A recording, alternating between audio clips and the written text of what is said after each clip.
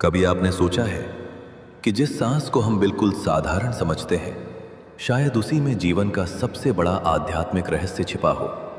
प्राचीन ऋषियों ने कहा था कि मनुष्य दिन और रात मिलाकर लगभग 21,600 बार सांस लेता है। लेकिन उन्होंने ये भी कहा कि ये केवल सांस नहीं है, बल्कि हर सांस के साथ एक सूक्ष्म जप भी चलता रहता है। एक ऐसा जप जिसे हम करते नहीं, फिर भी वो जन्म से मृत्यु तक निरंतर चलता रहता है।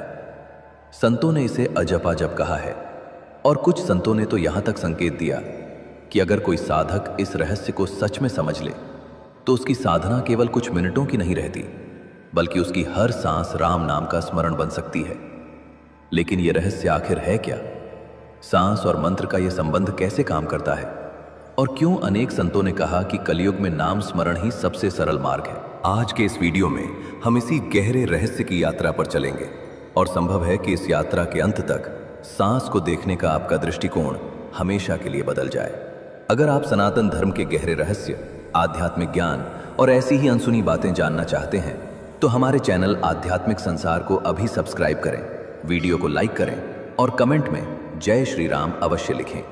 कहा जाता है कि मनुष्य अपने जीवन में लाखों शब्द बोलता है, हजारों मंत्र सुनता है और अनेक नामों का स्मरण करता है, पर एक ऐसा नाम भी है जिसे मनुष्य बिना बोले, बिना सोचे और बिना जाने अपने पूरे जीवन में जपता रहता है। ये बात सुनने में थोड़ी रहस्यमय लग सकती है, लेकिन प्राचीन ऋषियों ने बताया था कि मनुष्य दिन और रात मिलाकर लगभग 21,600 बार सांस लेता है, और हर सांस के साथ एक सूक्ष्म ध्वनि उत्पन्न होती है। एक ऐसी ध्वनि जो किसी माला से नहीं जुड़ी, किसी मंदिर से नहीं जुड़ी और किसी विशेष समय से भी नहीं जुड़ी, बल्कि वो ध्वनि मनुष्य के जन्म से लेकर मृत्यु तक लगातार चलती रहती है।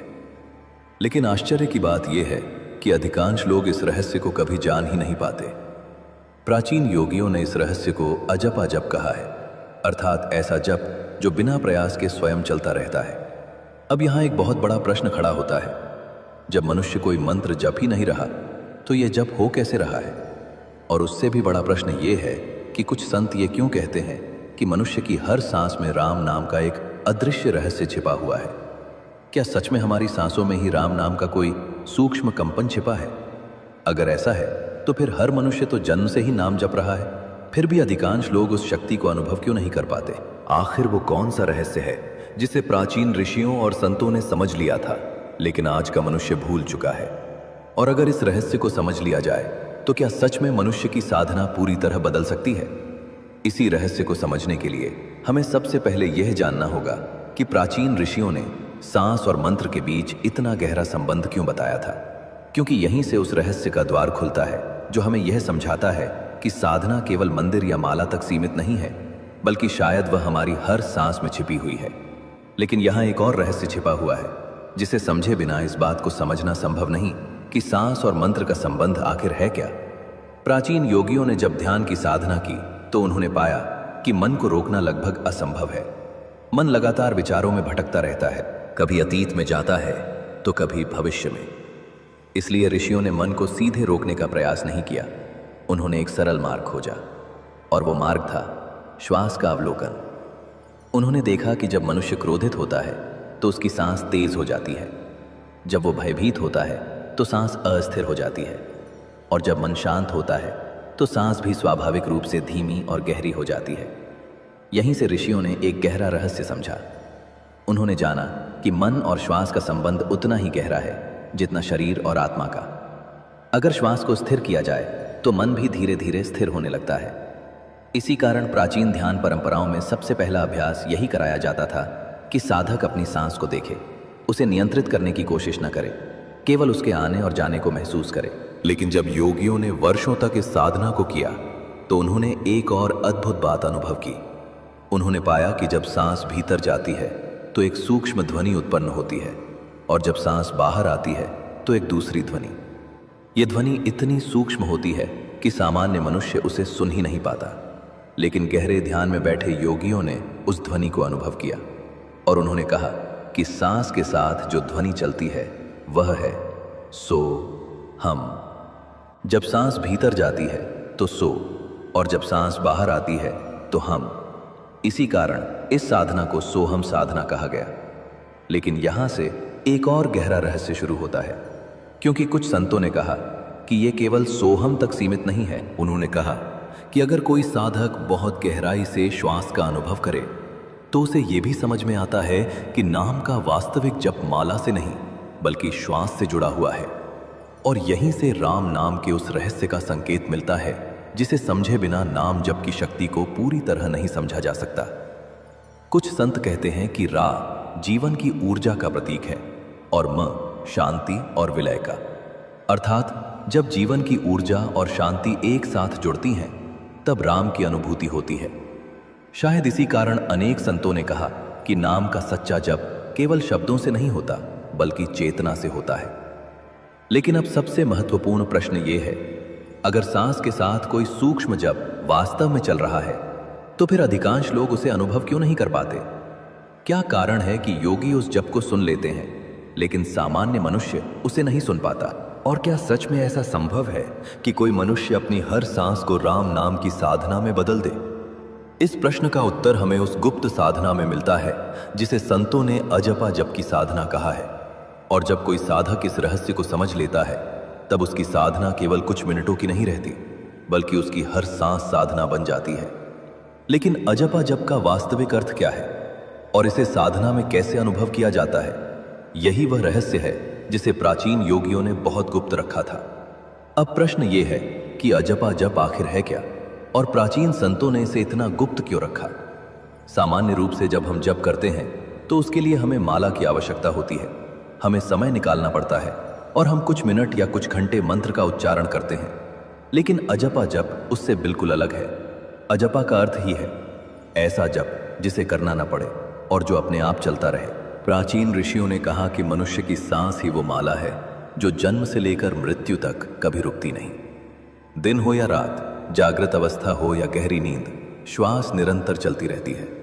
और यही कारण है कि कुछ संतों ने कहा कि ईश्वर ने मनुष्य को जन्म के साथ ही एक ऐसी माला दे दी है जिसे खोया नहीं जा सकता। लेकिन फिर भी अधिकांश लोग इस माला का उपयोग नहीं कर पाते क्योंकि उनका ध्यान सांस पर नहीं बल्कि संसार पर लगा रहता है।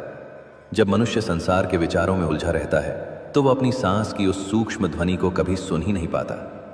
लेकिन जब कोई साधक धीरे धीरे अपने मन को शांत करता है और अपनी श्वास पर ध्यान देने लगता है तब उसे एक अद्भुत अनुभव होने लगता है। उसे महसूस होता है कि उसकी हर सांस केवल हवा का आना जाना नहीं है, उसके भीतर एक लय है, एक कंपन है, एक सूक्ष्म ध्वनि है। और जब साधक उस लय के साथ जुड़ जाता है तब उसका जप केवल शब्दों तक सीमित नहीं रहता, वह जप उसकी चेतना का हिस्सा बन जाता है। यही कारण है कि अनेक संतों ने कहा कि नाम जप का सर्वोच्च रूप वही है जिसमें जप करने वाला भी भूल जाए कि वह जप कर रहा है, क्योंकि तब जप प्रयास से नहीं बल्कि स्वभाव से होता है। और शायद इसी अवस्था को संतों ने अजपा जप की अवस्था कहा है। लेकिन यहाँ एक और रहस्य छिपा हुआ है। अगर सांस ही माला है और हर सांस में कोई सूक्ष्म ध्वनि चल रही है तो फिर प्राचीन संतों ने विशेष रूप से राम नाम को इतना महत्व क्यों दिया? क्यों अनेक संतों ने कहा कि कलयुग में सबसे सरल और शक्तिशाली साधना राम नाम का स्मरण है? क्या इसके पीछे केवल भक्ति का कारण है या इसके पीछे कोई और गहरा आध्यात्मिक रहस्य भी छिपा हुआ है? क्योंकि कुछ प्राचीन ग्रंथों और संतों के वचनों में एक संकेत मिलता है, एक ऐसा संकेत जो बताता है कि राम नाम केवल एक शब्द नहीं बल्कि चेतना की एक अवस्था है। और जब कोई साधक इस अवस्था को समझ लेता है तब उसके लिए साधना का मार्ग बिल्कुल बदल जाता है। कुछ संतों और योगियों ने इस विषय में एक अत्यंत सूक्ष्म बात कही है। उन्होंने कहा कि राम नाम केवल एक शब्द नहीं है बल्कि दो शक्तियों का संगम है, रा और म। रा को कई संतों ने जीवन की अग्नि, चेतना और ऊर्जा का प्रतीक माना है। ये वही शक्ति है जो मनुष्य को जीवित रखती है, जो उसके भीतर गति पैदा करती है, जो उसके जीवन को आगे बढ़ाती है। और म को शांति, विश्राम और विलय का प्रतीक माना गया है, अर्थात जब जीवन की ऊर्जा और शांति एक साथ मिलती हैं तब राम की अनुभूति होती है। शायद इसी कारण संतों ने कहा कि राम नाम केवल बोलने का विषय नहीं है बल्कि अनुभव करने का विषय है। लेकिन इस बात को और गहराई से समझने के लिए हमें एक और बात को समझना होगा। कई संतों ने कहा है कि जब साधक गहरे ध्यान में जाता है तो धीरे धीरे उसका मन शांत होने लगता है, विचार कम होने लगते हैं, भीतर की हलचल कम होने लगती है और वह अपनी श्वास को पहले से अधिक स्पष्ट रूप से महसूस करने लगता है। और जब यह अवस्था और गहरी होती है तब साधक को अनुभव होता है कि उसकी श्वास केवल शरीर को जीवित रखने का साधन नहीं है। उसकी हर सांस में एक लय है, एक ताल है, एक सूक्ष्म कंपन है। और यही वह क्षण होता है जब साधक को यह समझ में आने लगता है कि नाम जप केवल शब्दों से नहीं बल्कि चेतना से जुड़ा हुआ है। यही कारण है कि संत कबीर ने कहा था कि सच्चा जप वो नहीं है जो केवल होठों से किया जाए, सच्चा जप वो है जो मन और चेतना में उतर जाए। और जब जप चेतना में उतर जाता है तब वो केवल कुछ मिनटों की साधना नहीं रहता, वो जीवन का हिस्सा बन जाता है। तब साधक केवल माला के समय ही जप नहीं करता, उसकी हर सांस, हर क्षण, हर पल साधना बन जाता है। लेकिन यहाँ एक और गहरी बात समझने की आवश्यकता है। अगर सांस ही साधना का माध्यम बन सकती है तो फिर क्या सच में कोई मनुष्य ऐसा जीवन जी सकता है जिसमें उसकी हर सांस राम नाम का स्मरण बन जाए? क्या ये केवल पुरानी बातें हैं या वास्तव में कोई साधक इस अवस्था को अनुभव कर सकता है? क्योंकि कुछ योगियों ने कहा है कि जब मनुष्य अपनी सांस के साथ नाम को जोड़ देता है तब साधना का मार्ग बहुत सरल हो जाता है। तब उसे बार बार मन को रोकने की आवश्यकता नहीं पड़ती। सांस स्वयं उसे वर्तमान में वापस ले आती है। और शायद इसी कारण संतों ने कहा कि जब तक सांस चल रही है तब तक नाम का द्वार खुला है, क्योंकि जिस दिन सांस रुक जाती है उसी दिन संसार भी छूट जाता है। और शायद यही कारण है कि अनेक संतों ने अंतिम समय में भी केवल एक ही बात कही, नाम स्मरण। क्योंकि सांस और नाम का संबंध समझ लेने के बाद साधना केवल एक अभ्यास नहीं रहती, वो जीवन का स्वभाव बन जाती है। और शायद यही वह रहस्य है जिसे समझकर प्राचीन ऋषियों ने कहा था कि मनुष्य को ईश्वर से मिलने के लिए कहीं बाहर जाने की आवश्यकता नहीं है, क्योंकि संभव है कि वह मार्ग पहले से ही उसके भीतर मौजूद हो। और शायद वो मार्ग उसकी हर सांस में छिपा हुआ है। जब मनुष्य ये समझ लेता है कि उसकी हर सांस एक अवसर है, हर सांस एक नया क्षण है और हर सांस उसे चेतना की ओर ले जा सकती है, तब उसकी दृष्टि बदलने लगती है। तब वो केवल सांस नहीं लेता, वो उसे महसूस करने लगता है। और जब कोई साधक अपनी श्वास को महसूस करने लगता है तो उसे ये भी समझ में आने लगता है कि जीवन कितना सूक्ष्म है और कितना अनमोल है। क्योंकि जिस श्वास को हम सामान्य समझते हैं वही हमारे जीवन और मृत्यु के बीच की सबसे पतली रेखा है।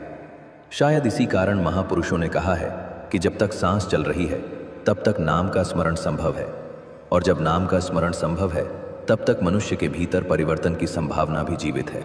इसलिए अनेक संतों ने जीवन भर यही कहा कि मनुष्य को ईश्वर को कहीं बाहर खोजने की आवश्यकता नहीं है, क्योंकि संभव है कि जिस सत्य को वो मंदिरों और तीर्थों में खोज रहा है उसका संकेत पहले से ही उसके भीतर मौजूद हो। शायद वो संकेत उसकी चेतना में है, और शायद वो संकेत उसकी हर सांस में छिपा हुआ है। अब ये हर मनुष्य पर निर्भर करता है कि वो अपनी सांस को केवल जीवन चलाने का साधन समझता है या उसे साधना का मार्ग बना देता है। अगर आपको यह आध्यात्मिक रहस्य और ऐसी ही सनातन ज्ञान की गहरी बातें पसंद आती हैं तो वीडियो को लाइक करें, चैनल आध्यात्मिक संसार को सब्सक्राइब करें और कमेंट में अपने मन की बात जरूर लिखें। जय श्री राम।